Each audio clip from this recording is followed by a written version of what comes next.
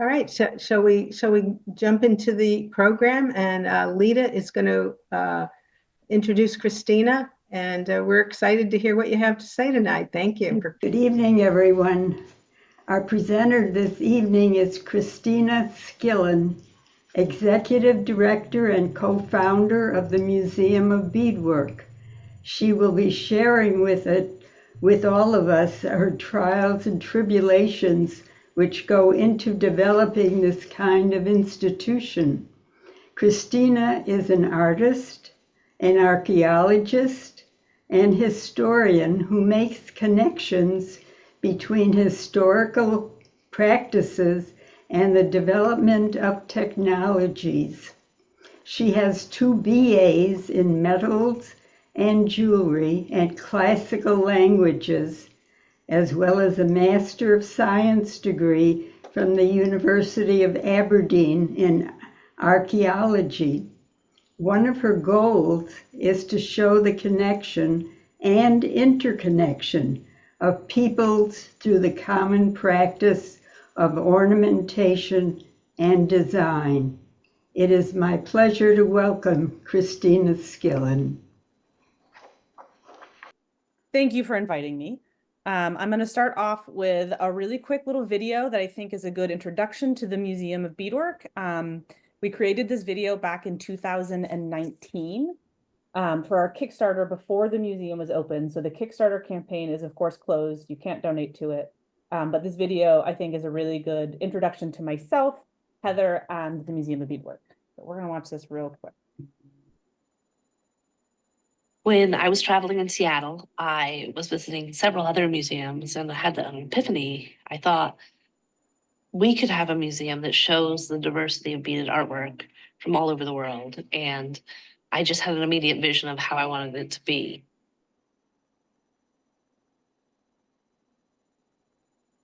Part of my vision for the museum is that we will show how beads are made, how the glass is drawn, how people do lamp working or enamel work. And once you pass through that part of the museum, you'll go into part that shows the history of beads. Every culture that we know of, or most every culture that we know of, has a tradition in beadwork. We see it in human migration, we see it in trade networks. It's really informative of human species, but also human connection and human interconnection. We're going to have sculpture, we're going to have tapestry, clothing, accessories, and of course, jewelry.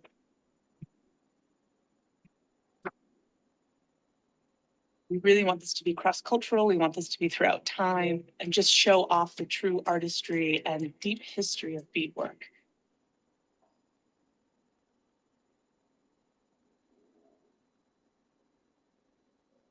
I'm really looking forward to opening the museum and having a young artist program where we can invite students to come in and learn about beaded art and to try it out and get that hands-on experience. We're already running master classes with guest artists here at Caravan, which will go into the museum space as soon as it is built.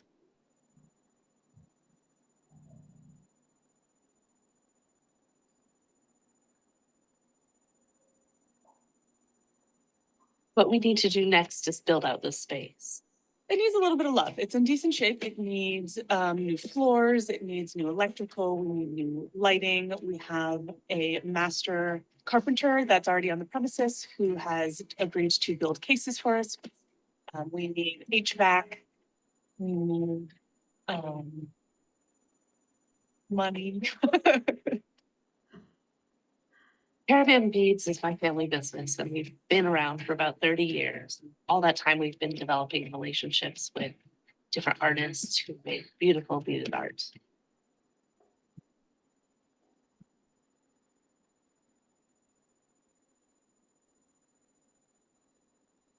When I approached them and said, we're interested in starting this new bead museum, they all got on board immediately. It was very exciting.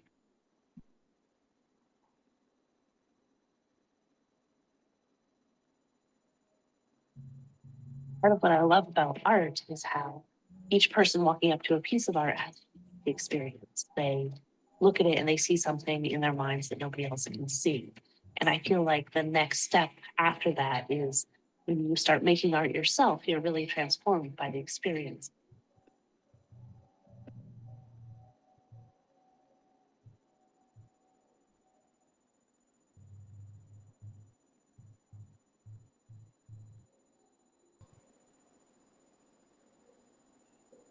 So this video was made in 2019 for our Kickstarter campaign, which we launched before we began renovations for the museum space. So again, you can't donate right now, but if you would like to at the end, I can absolutely tell you how you can donate directly to the museum instead. Today, I'm going to expand upon what we just watched, to let you know a little bit more about myself and Heather, who we are as people and an organization, the struggles of opening a nonprofit, whether it's in the middle of a global pandemic or not, what we've accomplished so far, and what our plans we have for the future of the museum. The museum started for me as a text message that no one wants to get. A simple message from Heather, my co-founder, that said, "We need to talk." I had been back from grad school in Scotland for about a year, and I hadn't been able to find a job in my chosen career, nor had I been able to find funding to carry on with a PhD. And because I couldn't find a job, I was living with my parents. Heather was a friend from an earlier point in life. We'd known each other for years. And while I was in this holding pattern after grad school, she offered me some part-time work at Caravan Beads, filling those little tubes with beads so that I could at least have some income while I was looking for work that was relevant to my skill set and interests. So there I was, unable to find a full-time job and therefore a mid-30s unemployed single woman living in my parents' garage. I had 2 bachelor's degrees and a master's, and I spent my day filling 10-gram tubes with beads for hours and feeling rather depressed with myself. Then I got a text from Heather that simply said, "We need to talk." So, like anyone, I internally panicked and I'm like, oh my God, what did I do? Is she breaking up with me? Were we even dating? And all these things are going through my head. And I'm like, calm down. It's probably fine. Like, it's something completely rational. Just chill out. And so I sent a text back and I said, "Sure thing. Is everything okay?"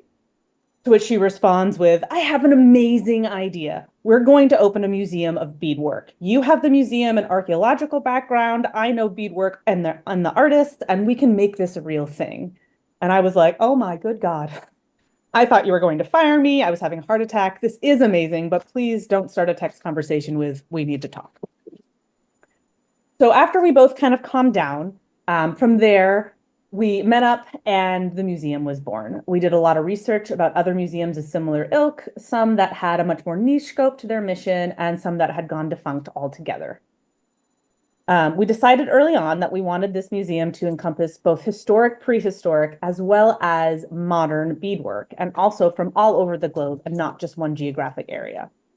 This is still our goal. It is quite a hefty goal, but I do believe that we can get there. Currently, our gallery is mostly modern art with a few historic pieces. I'll get more into this later, but generally this has to do with what is currently available for a nonprofit just starting out with a low budget.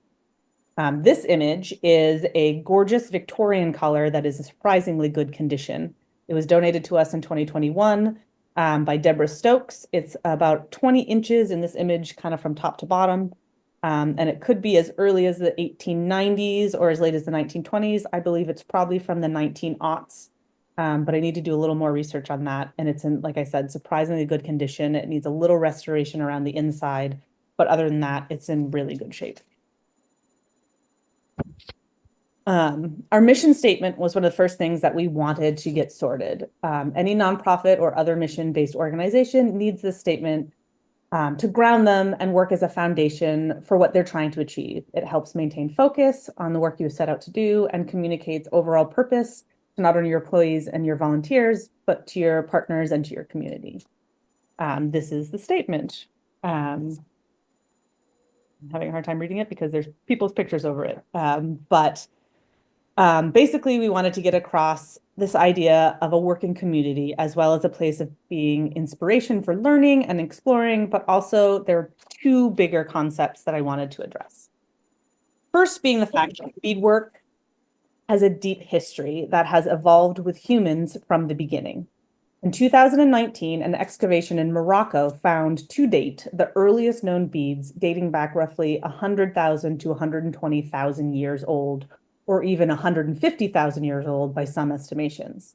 And they were probably made by Neanderthals. So because beads have been around for about as long as modern humans as a species, almost every culture we know about, past and present, has a tradition in beadwork. To me, This means there is something in this form of adornment that is in some way intrinsically necessary to humans. And also there is something that is universal and therefore a commonality that can bring people together. Another key point to our mission statement was to really bring forth the fact that beadwork is artwork, that there is a true artistry to this medium and that it's much more than just a craft.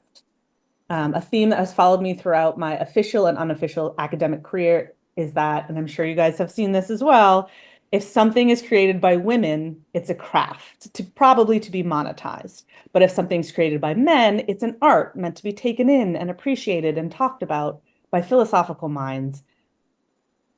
And since beadwork tends to be dominated by women and minorities, it has never fully been accepted as a form of art. And I personally am done with that baloney. Beadwork is artwork and it demands to be presented as such. And that is what we at the Museum of Beadwork do. We present art and artists of all levels to the community. So, who are we? We are Heather Kahn and Kristina Skillin. We are both from Maine, Heather from Portland and myself from Falmouth, which is the next town over. We didn't grow up together, but we've become friends through other creative endeavors for 15 or 20 years or so. And interestingly enough, we both come from family businesses and we have both started and run businesses of our own, giving us each a background of hard work and getting things done. As mentioned, Heather's family is Caravan Beads, and I'm sure many of you have heard of it. And he and her partner also currently have a business called Chrononaut Mercantile. Heather is a Smith College graduate, and she's been immersed in the beading world since she was a child. She lived in France for a short time and is fluent in the language. She also used to teach ninjutsu and is a classical violinist. She's currently building up her photography skills and poetry and learning a guitar, and most days she is completely exhausted. Caravan was started by Heather's parents, Barry and Jean, in 1991 from their sun porch. In the beginning, it was appointment only, and it was just a few trays of beads that were packed inside a suitcase. Since there wasn't anything like that in the area, the business grew very quickly, and they moved into their first storefront, which was located over a fish market. Here, they were only open on Wednesday afternoons, as that's when the school that Barry used to work for had half days. Very slowly, they developed a relationship with Mayuki Beads, a Japanese company, and the maker of delicas, among other things. And now they distribute those beads to the US and beyond. Caravan's internet presence is the majority of their business and has allowed them to develop relationships with artists, fashion houses, designers, and even movie costumers in the past few decades. This has allowed Heather to use those relationships to spread the word about and gain support for the museum. Caravan's role in the museum is one of a corporate sponsor. I do want to be clear, Caravan does not own the museum, nor is it in charge of anything that we do. The Museum of Beadwork is a 501c3 nonprofit entity with our own governing board. Caravan has graciously decided to donate the physical space to the museum until we are able to pay rent for ourselves. They also sell tickets at the register, so we don't need to staff another position. So we can also focus our funds on exhibits and programs. But again, they're a corporate sponsor. They don't own us. They do support us, but we are entirely different legal entities. Oh yeah, that's Caravan. My story is a little more convoluted. Until about 10 years ago, I had only just dabbled in beadwork. But when I look back at my past, it's hard to imagine I wasn't headed to this exact space all along. I graduated from the Savannah College of Art and Design in 2006 with a major in metals and jewelry and a minor in costume design. I love metalwork. I still do. It's my favorite medium. I just don't do it as much now because it's a more intense setup. But I did just buy a house and there's a wonderful space for me to put up a studio and I'm very excited about it. So hopefully I'll be getting back to doing more of that. After college, I started my own business called Frazzled Knot. And I made silver jewelry as well as modern and historic recreations of clothing. I've always seemed to have this interest in human ornamentation and adornment, how we as a species dress ourselves and adorn our bodies with jewelry or hats or embellishments on clothing or what have you. I am also fascinated with how humans over time have developed and changed various methods of making adornments. In 2012, I reevaluated what exactly I liked and disliked about my current career path and of being self-employed seamstress and metalsmith, and decided to go back to school. I liked the research aspect and the discovering and playing with new techniques. I hated the monotony of milling out pieces, and I hated retail. I just wanted to research and educate and inspire and create. So I decided to go back to my love of history, and I got a second BA in classical languages so I could read existent documentation on historic practices and technologies, and then a minor in archaeology so I could get a better grasp of what was actually out there to physically get a hold of and study. And it turns out I love archaeology. I love the study of development of early technologies, how and why we as a species decided to use metal or domesticate dogs, or an ongoing theme, how and why we decided and continue to adorn ourselves. So in 2015, I moved to Scotland for a master's program in archaeology at the University of Aberdeen. I did some work with metalsmithing in the Viking era, looking into their technologies and workspaces and how we identify metalsmiths themselves in burials. The pictures I have here are a Regency dress that I made in silk, and the kilt I also made as well, because as I was in Scotland, I became a certified traditional kilt maker, because what else was I going to do? The bottom picture is my first excavation in Scotland, which was in Braemar, and that was a Neolithic settlement just outside the Chest of Dee. The thistle brooch is one that I made of sterling silver when I was in undergrad, and the landscape is a beautiful place in the island of Skye called Dunbeg. Highly recommend you go to Isle of Skye. It's gorgeous. My dissertation work actually has very little to do with adornment and is a little off topic, but just to let you know, I wrote a 63-page paper on archaeological mammal hair. Basically, I developed a novel method for speciating archaeological fur and hair remains without the use of DNA extraction. It's much more cost-effective for small organizations or individuals, but it's not always as definitive. I could go on for hours on this topic because it's quite fascinating, but I'll leave it there. Anyways, when I moved back to the US, I wanted to be part of something bigger, and I really wanted to bring a space into existence that gave other people the time and space to pursue their own questions and interests. At the time, I wasn't thinking about museums, more like hands-on archaeological workshops intended to educate and inspire, but now it's hard to imagine that I could have done anything else other than this museum. Before and after grad school, I had worked seasonally at Strawberry Bank Museum in Portsmouth, New Hampshire, for several years and helped out with several public archaeology digs in Maine and in Massachusetts. Education is really key to me, and I like giving people the space to ask questions and wonder things that they may have been made fun of wondering when they were younger. So again, my life seems to all pull directly towards the Museum of Beadwork. So let's talk about bringing the Museum of Beadwork to life. In the beginning, the universe was created. This has made a lot of people very angry and been widely regarded as a bad move. This is one of my more favorite quotes from one of my more favorite authors. Douglas Adams is a delightful writer who is able to put very serious emotions into very silly terms. And the more I think about this quote, the more I find it quite fitting to the situation of building an institution with an existing worldwide community, because everyone has an opinion. In the beginning, there was a lot that we didn't know, not only about building, but running a museum, let alone starting a nonprofit. I had some work at museums, had the background in archaeology, and Heather had many years of experience with beading techniques, artists and suppliers, so we just went for it. We knew there would be challenges and a sharp learning curve, but we felt it was very much worth it. And today, 6 years after receiving our articles of incorporation, I still feel it's very much worth it.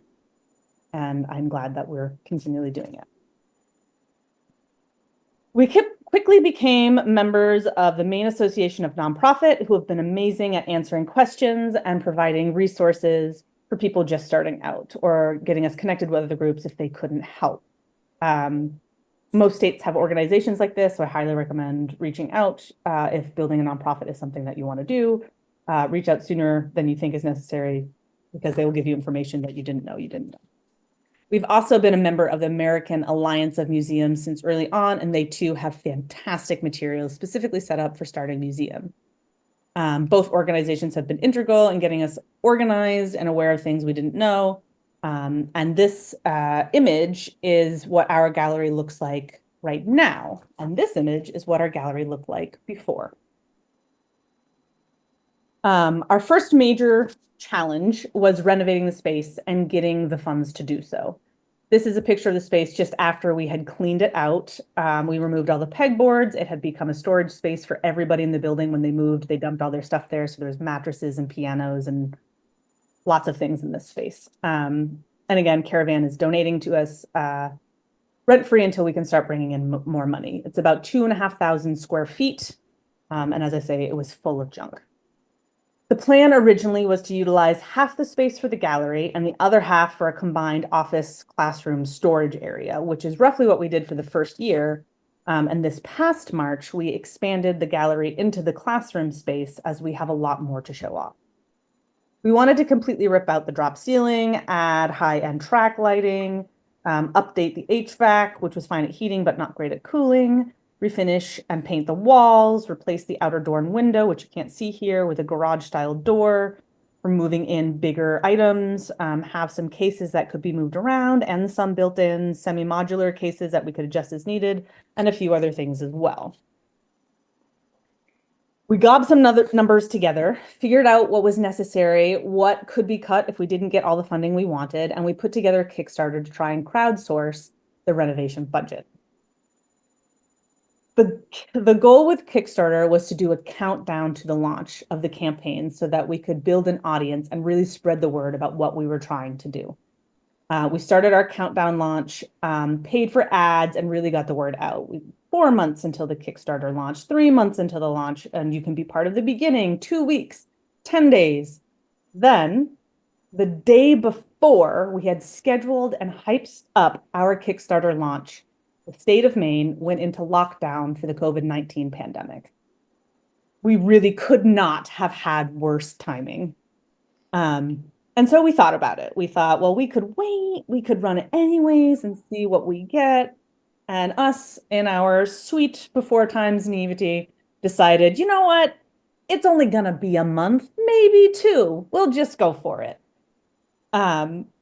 So we lowered our expectations and we dropped our Kickstarter goal to $15,000. Again, thinking that we probably could raise more, but we wanted to set the bar low because of all the craziness that was happening. At the end of the campaign, we raised just over $16,000, which was just enough to get us underway. Then came the bathroom fiasco. So between Kickstarter and a few other perfectly timed donations, we had enough to get our floors refinished and buy materials for our cases, though now none would be modular built-ins. They would all just be standalone cases. We moved our thoughts to the walls and the lighting and the ceiling if we thought the budget could still manage it. And we had already received permission from the city to have the museum in this space. So we started on some updates, and pretty much as soon as we had our floors refinished, which was fairly expensive, the city council changed, and then they reached out to us and said, oh, you can't have a museum in there. You need to have 2 more bathrooms in order to operate. Apparently, they took issue with the bathrooms that we already had in the building not being connected to the gallery and being located in other parts of the building, and they had to be directly connected to the gallery. But by then, the pandemic was well underway, and there was a construction boom in Portland as elsewhere, and the cost of materials had skyrocketed, and the wait lists for getting contractors were a year long, sometimes longer.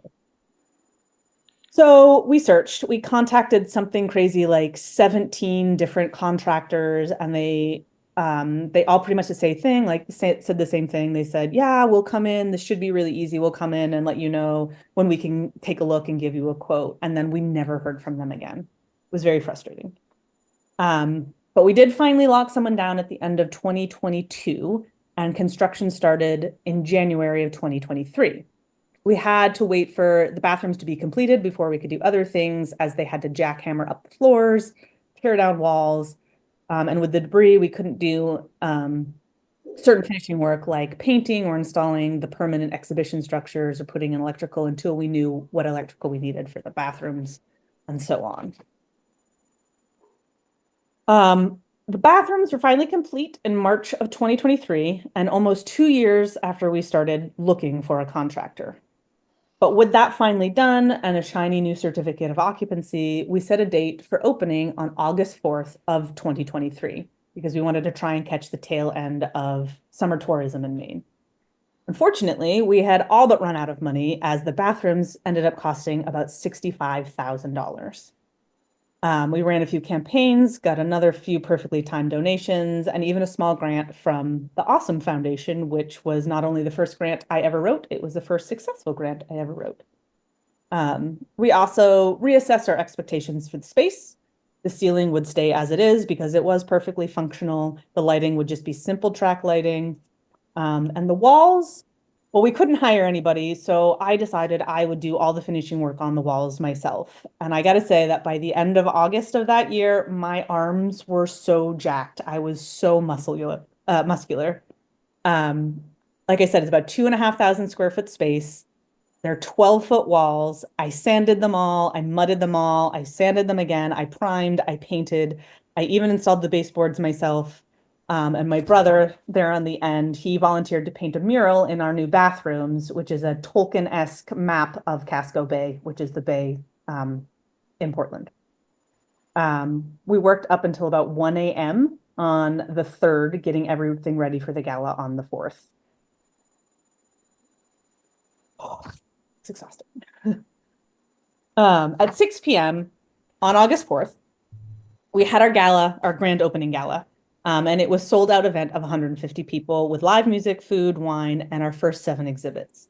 The night before, we had had a family and friends night to celebrate with everybody who had supported us along the way.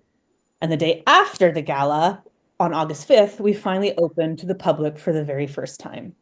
We had received our articles of incorporation for the nonprofit in August of 2019, and 4 years later, almost to the day, we opened. Our opening exhibits included our first beadwork competition called Wings and Stings. We had 2 guest artist displays from Nick Heller and Melissa Shippey, and the Beaded Square project, which involved over 400 artists, and the launch of our first call for artists for our emerging beader program. So all the while I was planning and writing policy, marketing to spread the word and working on renovations, I was also reaching out to artists, dreaming up exhibitions, and working on collaborations that would eventually find their way into the gallery. Heather was fantastic in the beginning by reaching out to several of her favorite artists who were ecstatic at the idea of the museum and a museum specifically dedicated to beadwork. We learned rather quickly that many artists create pieces for shows or competitions, but then have simply put them in boxes in a closet because nobody buys them and they don't really know what else to do with them. And as soon as we started reaching out to people like this, we realized that our museum was in fact there was not only a great want for something like our museum, but there was also a great need for space to really pull people together and bring awareness and attention to this very overlooked art form. Jan Hewling, Betsy Youngquist, and Nancy Josephson, along with several others, allowed us to use their images in the very beginning to spread word about the museum. Now I only use images from what we have on loan or our permanent collection, but at the start of all this, we needed to show people what we would be. And again, show people that beadwork is artwork. When talking to people who are not in the bead world, most people think the Museum of Beadwork is going to be full of tacky earrings from the 80s or old pearl necklaces with cameos or things like that. Many artists we discovered were routinely told that their beadwork didn't belong in a fine arts museum, but would be more suited to a craft fair or even a state fair. Works like this truly belong in a museum. Jan Hewling has given this to us on long-term loan. This is a truly magnificent piece. It's called Affinity. And having this piece at the center of our gallery really shows people that beadwork is so much more than glass on a string. And having those images earlier show to show has really been key in starting to get non-beaders to understand what we are trying to achieve. This sculpture actually caused our first renovation because it's too large to fit through a single door. And so we had to install a double door just so that we could get it inside the gallery. This piece is a solid sculpture, so there's no fabric to it. The beads are actually adhere onto a substrate, not sewn on. And it weighs about 150 pounds, and it took her a full year to complete. The two guest artists that we opened our gallery with were Nick Heller and Melissa Shippey. Nick is also a master carpenter and was so enthusiastic about the museum coming into existence that he donated his time and built all of our cases and a few other exhibit pieces. We just provided the materials to him. So he donated all his time to build those for us, which is phenomenal. His artwork is inspired by Haitian voodoo flags and are very political in theme. Here we have an image on the bottom of Betsy DeVos with Medusa hair. And on the top is a piece called Tea with Vladimir. And outside of that frame, there's a teacup with poison in it. We also have recently added a few more of his more recent pieces that deal with topics like gun issues in America, the surveillance state, human rights, and governmental corruption. Melissa Shippey, some of you may know, she is an incredible and just amazing human being and has been an outspoken supporter of the museum since the beginning. Her exhibit was a collection of beaded masks created over the last decade. And in July of 2024, she came and taught two-day workshops on making beaded masks, which kicked off our announcement for that year's annual gala, which was a masked event. The museum now has 2 guest artists at a time for roughly 6 months each, and they're staggered. So roughly every 3 months, we welcome a new artist into the gallery. Most of them teach a class on their unique style or specific beading technique during the opening weekend of their show. In 2020, before we opened, when we thought we were going to open sooner, before the bathroom fiasco, we launched our first beadwork challenge, which is a juried show that we do every year. And this one was called Wings and Stings, Exploring the World of Beaded Bugs. The plan at the time was to open in the spring of 2021. Obviously, that didn't happen. And this exhibit would be part of the opening. We decided to extend the deadline for entries when we realized that the pandemic was going to last longer. And the grand opening was also subsequently delayed. The entries were delivered to us in late 2021, and then again, we had to push back our opening due to the pandemic. And we are enormously grateful to the participants of that first competition as we ended up holding onto their work for 2 full years before the museum and the gallery were actually open. Thankfully, everyone was very understanding, and we had a very successful exhibition of this juried competition. The second MOB challenge was announced in September of 2023, and the call closed in March of 2024. And this past June, the exhibit opened for the second one, which was called A Novelty, A Spot of Beads and Whimsy, and it will be open until this June. So at the end of this month, end of next month, it closes. We had announced our third MOB challenge last September and just closed it, and the judges are now reviewing the selections, and that will open in July. It's space themed, and it is called Star Stuff and Cosmic Dust, Dreams of What's Above. The biggest project and exhibition that we opened our gallery with was the Beaded Square project. Some of you may have heard about this. We run a yearly community project that, unlike the MOB challenge, is not juried and anyone from anywhere can participate in. Other big difference is that these works are donated to the museum and will not be returned to the artists after the exhibition, but we are very upfront about that. So the juried competition, the artwork goes back to the artists, the community projects, we keep the artwork.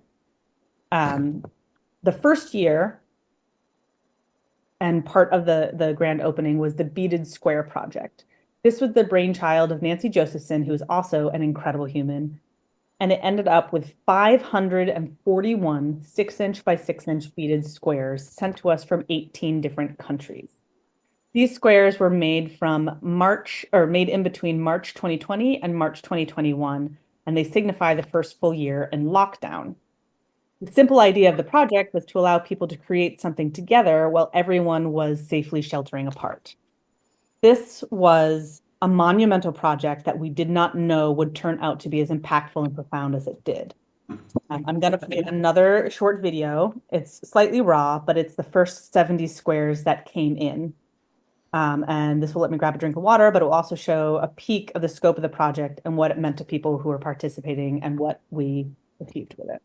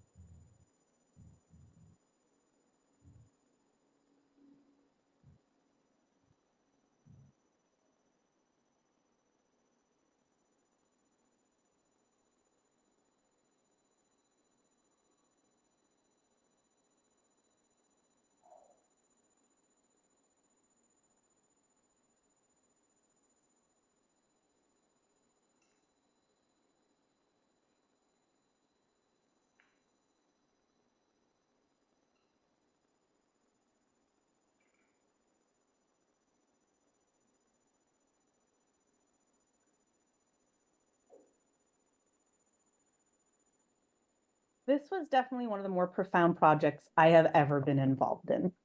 When Nancy first approached us, I was very excited, but I never guessed it would turn out the way that it did. For one, we again all assumed that the museum would last maybe 2 months. I mean, the pandemic would last maybe 2 months. And as it stretched on, we started getting these notes thanking us for giving people something to focus on and a reason to create during that difficult time. There was also an online forum of over 1,200 people, meant for anyone who was participating to converse and ask questions and show progress and just generally commune while isolating in their own space. In the end, as I said, there were 541 different squares from 18 different countries all over the world. The oldest person was 95, the youngest was 11, all genders, many different ethnicities and religions, and almost every beading technique that you can think of. And the range of emotions displayed just run through everything that we were all feeling. Some show hope and happy days ahead. Some are somber in honor of loved ones who passed. Some excited about finally having some alone time and not having to go into the office. And some show fear of the uncertainty of what might happen next. It was truly incredible to also just open each one, not knowing what they would be. It was like Christmas morning every time one that arrived.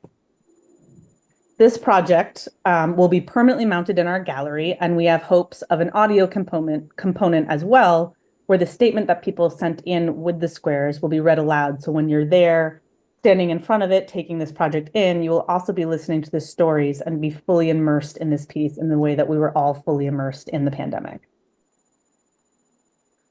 The next community projects are slightly different. I loved the idea of people making a part that would come together to make something bigger. I love the visualization that this creates, that this shows of creating a community. We had in the beginning many people wanting to donate or help, but not living in the area or not having the extra funds, but wanting to do something. So I thought, what if we did something like the Beaded Square project, but with a simple theme, and then the individual pieces can be sold as a fundraiser after a year-long exhibit. People can donate time from their homes when they have the time. They can be part of an exhibition, and then the museum can also raise money. So these next community projects, we've been very clear that that is the intent. The Beaded Square project will never be for sale. It will always stay together and be part of our permanent collection. But the next projects will allow us to show off our community and also to raise some funds for the museum and some of our programs. So after the Beaded Square project, the first one was Enter the Stars. It was also supposed to be at the grand opening, but with everything else that I had going on, I had to put it off, and it didn't end up going up until January of 2024. This one after Enter the Stars was called Grandifolia, and it was beaded leaves, and was open to submissions in 2023 and mounted later in 2024. Currently, the stars have come down, and we now have Wishes and Fishes is hanging in our gallery, and we just finished auctioning off all of the stars in April. We received about 250 stars, and every visitor to the museum in 2024 walked under this night sky, each representing a member of the community that wanted to light the way for current and new bead artists. We chose stars as it seemed like an object that could be interpreted in many styles and ways and beading techniques, and so that any person on any level could participate. When I launch these projects every year, I kind of have in my mind what the end project I'd like it to be, but really what the final installation becomes entirely depends on how many pieces we get, what the pieces are like, and in this way is also driven by the community, and so all I do is put it together. The auction for these stars took place in April, as I said, and raised about $6,000, which is fantastic. And if you're interested in participating in one of the community projects, right now, our community project that is open is called No Two Alike, and it is snowflake themed. And the snowflakes will be mounted this coming January. The Emerging Beader program, which I mentioned earlier, is the last of the sort of 3 big community endeavors that the museum runs. This program is to provide exhibition experience to up-and-coming artists and promote the next generation of beaders coming into the community now.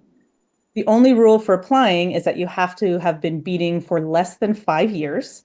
And this is not meant for people who are well-known and have decades of experience. Rather, a space for people just starting out to give them a leg up into the art world.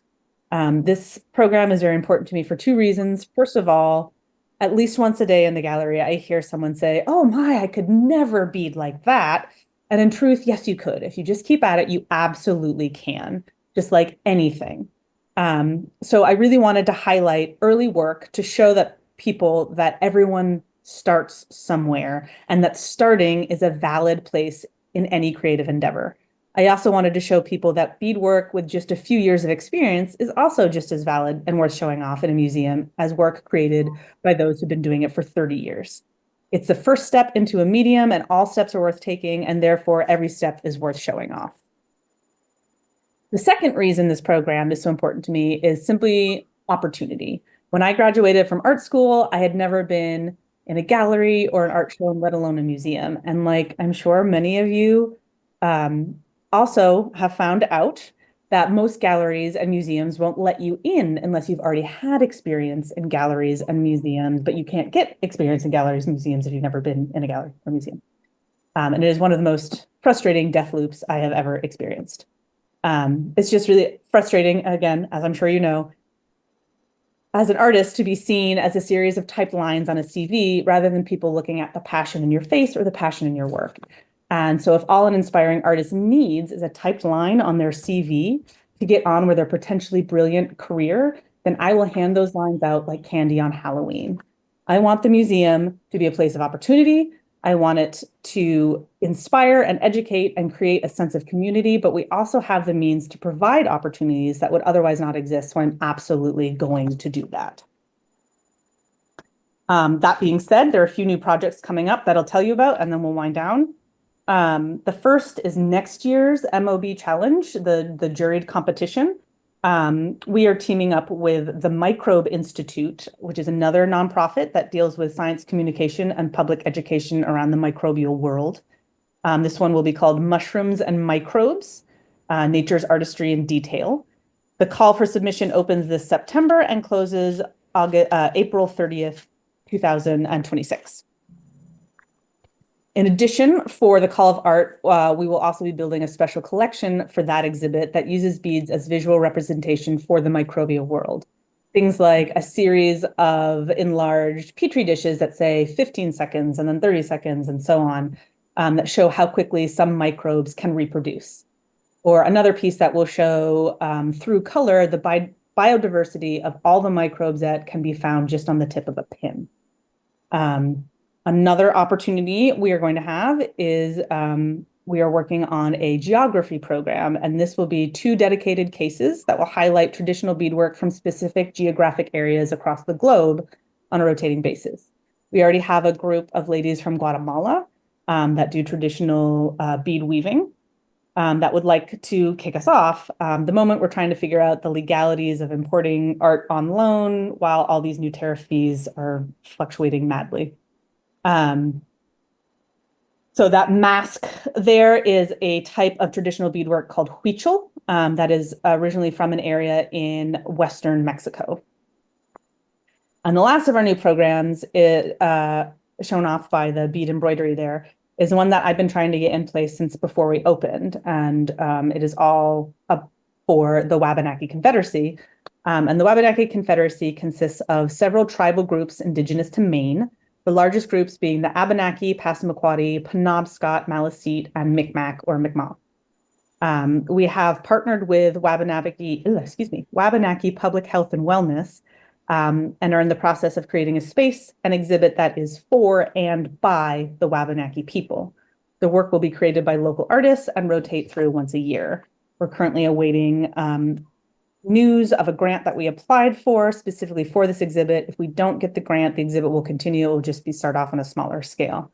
But we're really excited about this. I have been working a long time to get this project underway.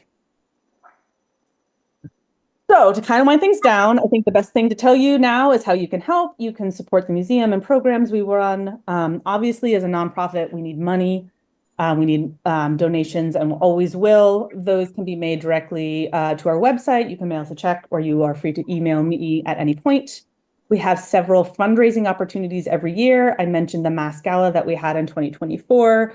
This year's gala will be Art Deco themed, and it will be in October 25th.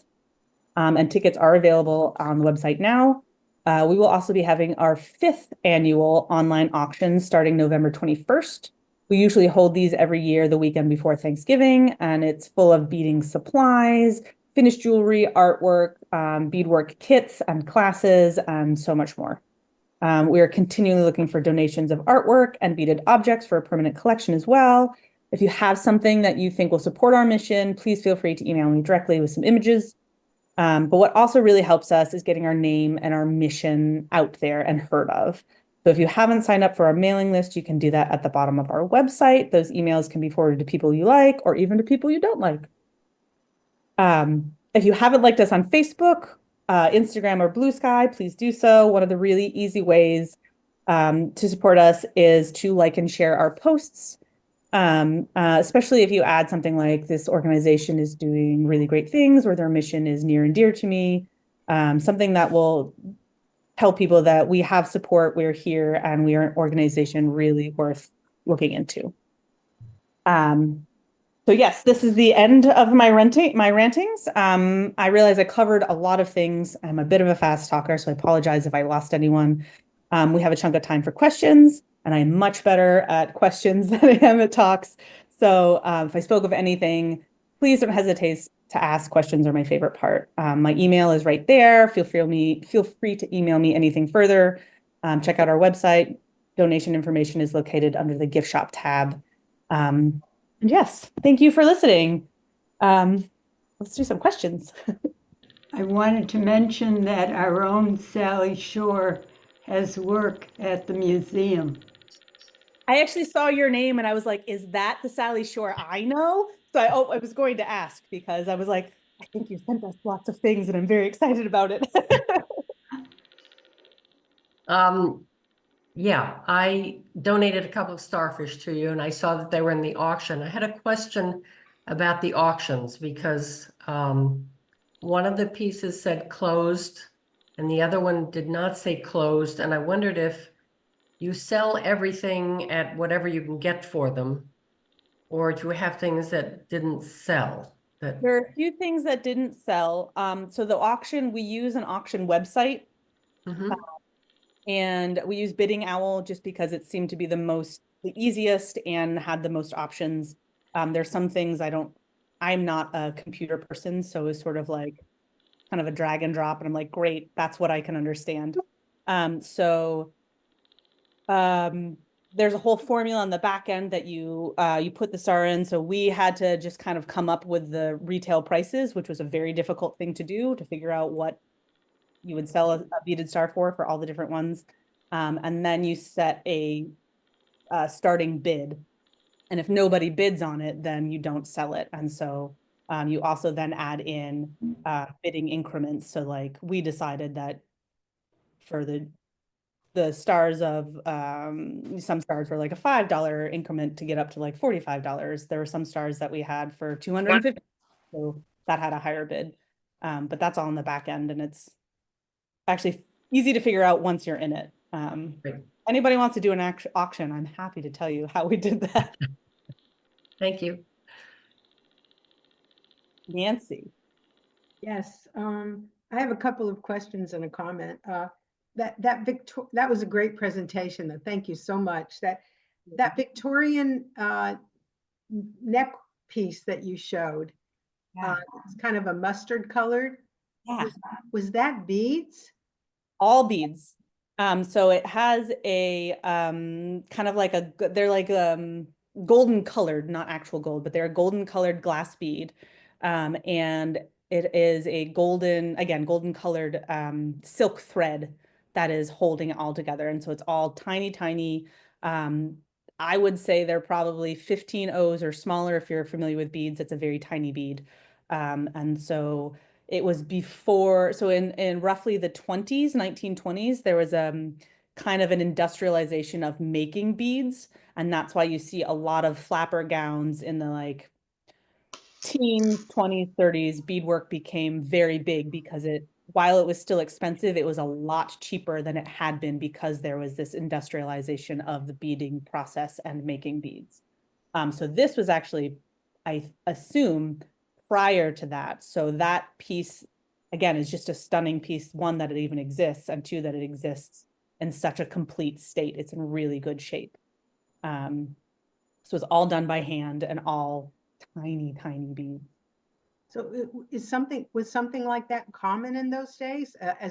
Was it considered like women's work, like they used to darn and embroider Yeah. and all that stuff? Yeah, the same way that like, all of women's or all of clothing generally made by women, but most women who had skill would make their own clothing, make the clothing for the household.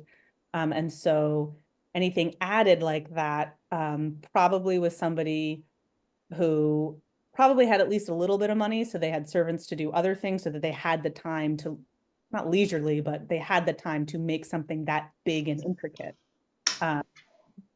Very So I complex. wouldn't say that it was like wholly common, because again, you probably had to have a certain income to have the time and the ability to sit there and make that. But not so uncommon that it is the only one in existence or anything like that, but of a certain Yeah. income class.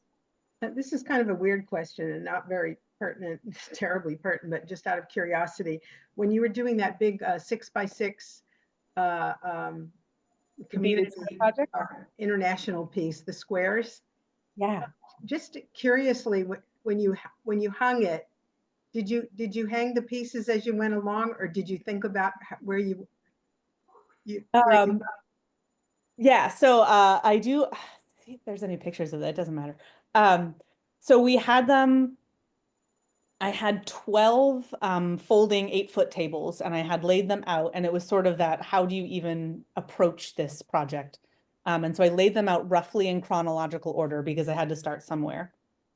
And then we had a few groups who sent pieces in together. So the Maryland, either the Baltimore or Maryland Bead Society sent us 12 squares. The Seneca Valley Indian Reservation group sent us 10 squares. And so I tried to make sure those were all together. There was an original group that started with Nancy Josephson of 40 artists. So I put them all together. And then after that, it was sort of like, well, those are 3 pink ones in a row, so I'll move them. And that's 2 owls next to each other, so I'll move those around. So they're roughly in chronological order. I had them all fully laid out, and then the bathrooms had, so I had to pack it all up.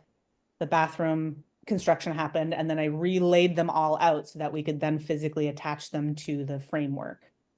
So it was a process. I was just curious how you did that, since we're always hanging shows and things, and it's Yeah.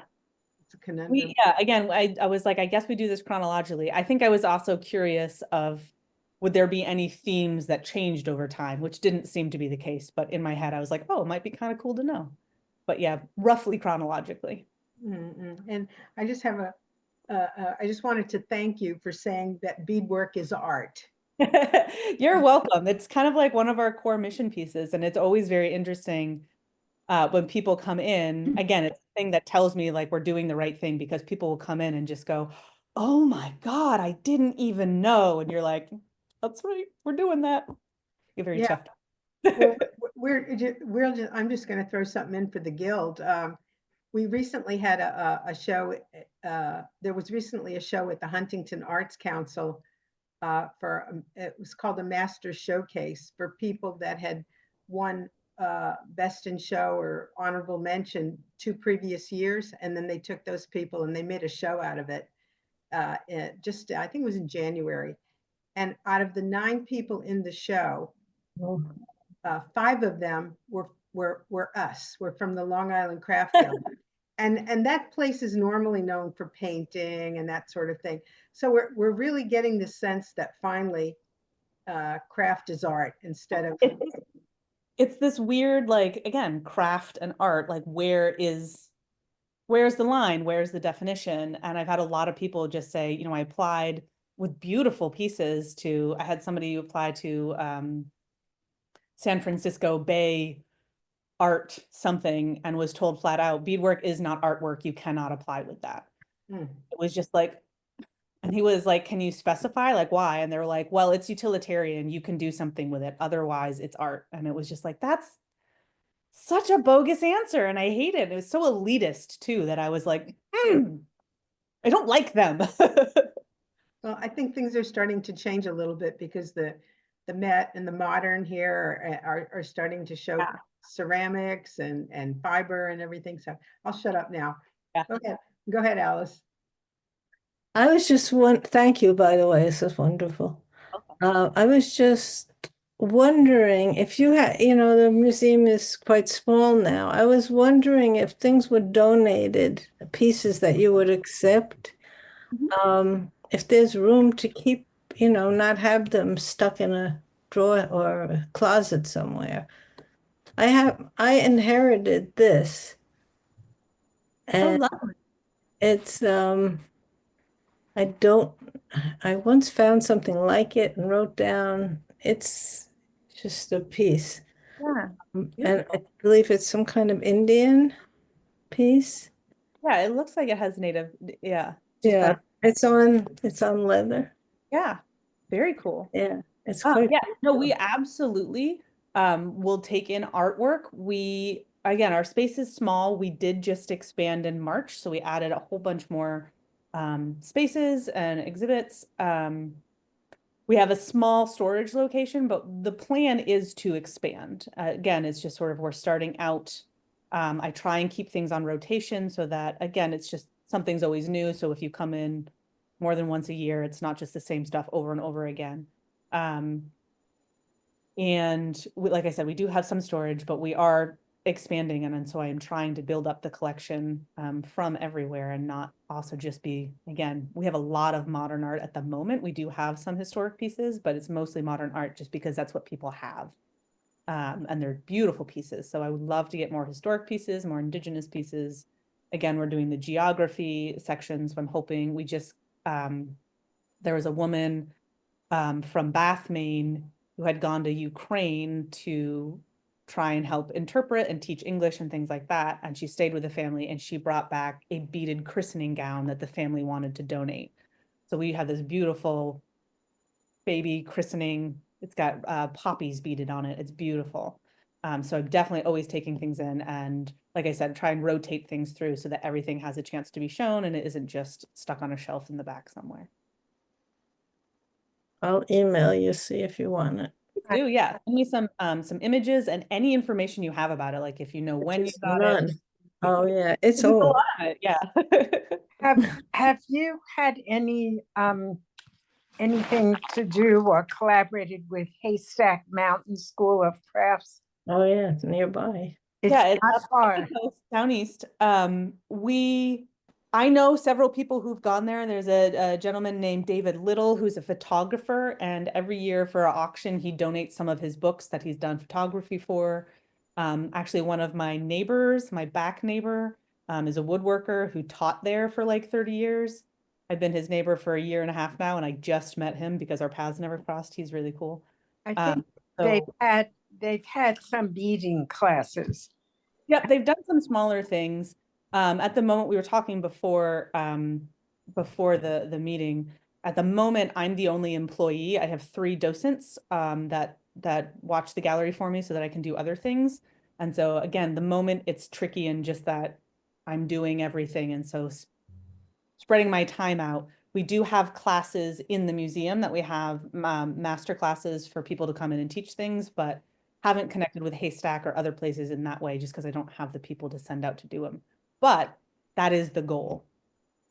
I wanted to say that I'm one of the 541 people that submitted a 6-inch square. Excellent. And it was really, I couldn't find mine. It's only this big. But it was very humbling to see it amongst, to know that it's there with so many other people that took the time, and so many of the people that I recognize their names, people that influenced me, people that were my idols in beading, and that's pretty cool. It was just a really cool, again, Nancy started the project with 40 students. They had just come back from Costa Rica, and like a week later, because they had done a master class together, and a week later, lockdown sort of happened, and they wanted to continue doing things together. And so they kind of came up with the project, and a few of those people invited a few more people who invited a few more people. And Nancy reached out to the museum and said, this is getting bigger than I can do. Does the museum want to take it over? And I was like, oh my God, yes, this sounds amazing. Interestingly, and not to rub it in, but Heather was like, that's too much. We can't do that. And I was like, oh, no, no, we're doing this. This is going to be great. And we thought in the beginning when Nancy and I and another person who was helping out, or Molly, were talking about it, we were like, it'd be really cool if we got like 119 for COVID-19. That'd be really, really neat. And then we quickly passed 100 and we were like, this is huge. And we kept extending the deadline because, again, we didn't know when you were in it. We didn't know when the pandemic was going to end. And so finally we were like, all right, March to March, we're going to do 1 full year because there needs to be an end point because people work off of deadlines. We've all done it where we're like, oh, sure, I'll get to that. And then a week before you're like, oh my God, I have to get it done. And so I will say the week before the deadline, that full week, we got like 200 in 2 days or something like that. And it was ridiculous. And I opened every single one of them. And so this room is actually where I opened them. And it was like piles of cardboard from all the boxes and tissue paper and things. So having them come in too was also just like, well, we really did something that we weren't necessarily setting out to do. And again, it was very like profound, and it was a really, really amazing project. And it still is. To stand there and look at the whole thing is still very, very cool. Well, thank you for doing it. You're welcome. It was so much fun. Who's first? I don't care. I think you know Linda Reddick, one of our members. Yes. So she actually came up and visited me at the museum, and is going to be donating some of her pieces to the museum, which I'm very excited about. I was hoping she'd be here tonight. I haven't seen her since she came up, but she came in and we talked. I assumed we were going to talk for like a half hour, an hour or something. She ended up staying for most of the afternoon, and then she came back the next day and we kept talking because she's just delightful. So yeah, she'll be donating some of her really amazing, I don't know, I assume you guys have seen them. They're like dioramas. They're fantastic.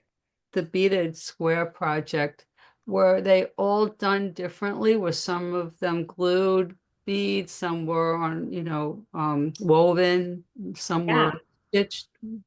It's actually one of the again, unintended result of the project is when people come in and they don't know anything about beadwork, they're just art lovers or they just heard about it or whatever, and they come in, we can point to all sorts of different squares and say, this is loom weaving, this is off loom weaving, this is adhering, this is cubic right angle weave, this is peyote stitch, this is, we can go through because almost everything is up on that board. So it's definitely, some of them are adhered, some of them are woven, some of them are off loom woven, some of that there's a lot of bead embroidery up there. So there's a lot of other fiber work as well. There's felting up there with beads felted into it. There's soutache, there's all sorts of really cool things. So that, again, unintended result of that is that we have all these examples of different types of beadwork. So again, really, really cool.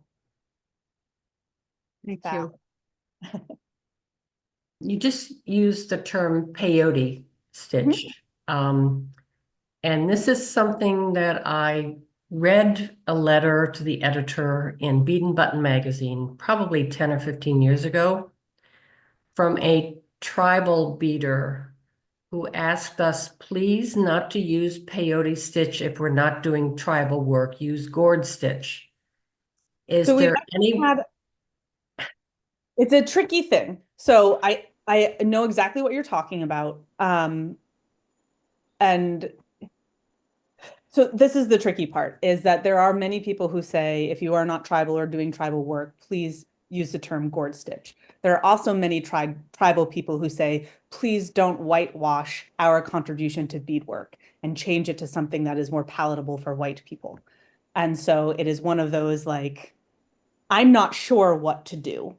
Because I am hearing both sides of the argument, and I have ancestry in Penobscot, which is Wabanaki Confederacy, but I was not raised in that culture. And so for all intents and purposes, as a white person, it's hard for me to say, well, this is the right answer and that's not. And so it is definitely something we are very aware of. And I'm happy you brought it up because it is something that we should be aware of. Again, I'm not sure which way to go because I've heard both people say, like, no, if you change it, take peyote off of it, you're whitewashing our contribution to beadwork, and that's not acceptable either. But again, there's a lot of people who say this is a traditional, done for a purpose type of beadwork that is, you know, indigenous and of our Right. culture, so should We, not. we had an exhibit, one of our competitions, that was juried by a woman from the craft museum in the city, which is not called that anymore, Art and Design. And we had a member who had ancestry, I don't know what group, but I'm going to use a horrible term, Eskimo, Alaskan, I think. And she did some pottery that had totem-like images on it. And the juror said, no, you're doing cultural appropriation and you can't put this show in the show. Even though she had a background, she had work that her grandfather had that, you know, it was Yeah. influenced her, and she had the background and she wouldn't put that work in the show. So we've had run-ins with that before, and you know, we're getting ready to do a show that's called Cultural Appropriation, so that we can all just grab whatever we want from wherever and just run with it. Yeah. I think that's the tricky part in any creative endeavor, is where is it appropriation, where is it inspiration? Right. Right.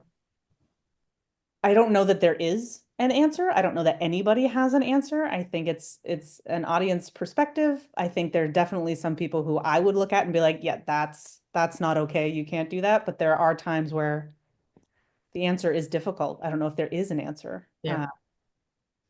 But that's an interesting concept of doing a show specifically around that. I think that's really cool. It's funny because I was in the Museum of Art and Design, and what's the name of the bead artist who does people and scenes, and she's very famous. Joyce Scott. Yeah, Joyce Scott. And there was a video of her, and she said that she wanted to thank the indigenous people because she learned the stitches from them. So is she allowed to? Because the whole thing gets kind of weird. Yeah, it's one of those, I understand where people are coming from. And again, I think it's good to have the discourse. But I don't know that there is an answer. And I don't know that I am the person to say there is or isn't either. But Joyce Scott, she reached out to us a little bit early on, and I had a phone conversation with her, which was just kind of out of the blue and wild. I don't know if anybody here has talked to her. She is delightful and funky and just really like, I was like, I want you to be my crazy aunt. Like, that's what I want. She was super, super delightful. I liked her a lot. And she's kind of pinged us, and we've pinged her a couple of times, but we've never been able to meet and actually get something. So I'm hoping to get some of her pieces. A wonderful artist. She's a wonderful artist and just a kooky, cool, delightful human.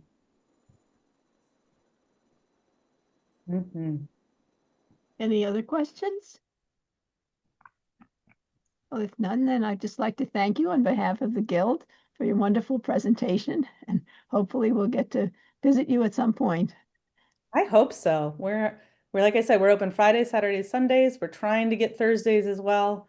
But we are year round too. So Maine is a lovely place to visit. And if you're ever up in Portland, we would love to see you.